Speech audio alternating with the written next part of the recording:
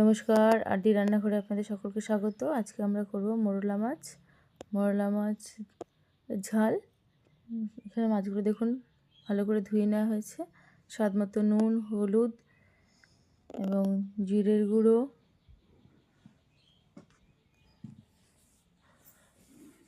দিয়ে ভালো করে মাখিয়ে নেওয়া হবে।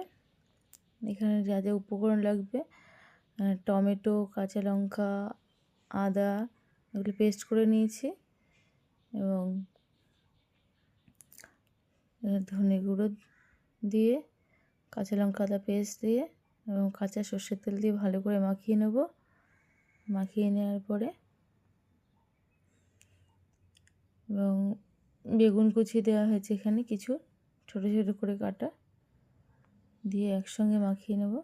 মাখিয়ে নিয়ে মোরলা মাছের ঝাল করব। এখানে কড়াইতে তেল গরম দিয়েছি, তেল গরম হয়ে গেছে, আর জিরে ফোড়ন দেবো। কড়াইটা তেলটা হালকা ঘুরিয়ে নেবে চারিদিকে।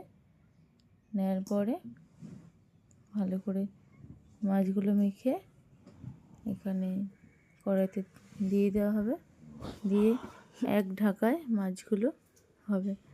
মাছগুলো মেখে দিয়ে দেওয়া হয়েছে কড়াইতে। দেওয়ার পরে মশলা যা আছে সেটা কাচিয়ে দেওয়া হয়ে গেছে কড়াইতে।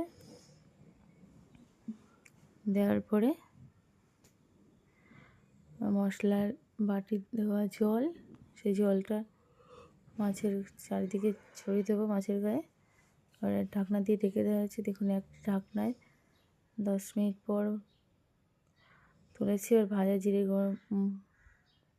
দিয়ে ভাজা জিরের গুঁড়ো দিয়ে নামিয়ে নিব।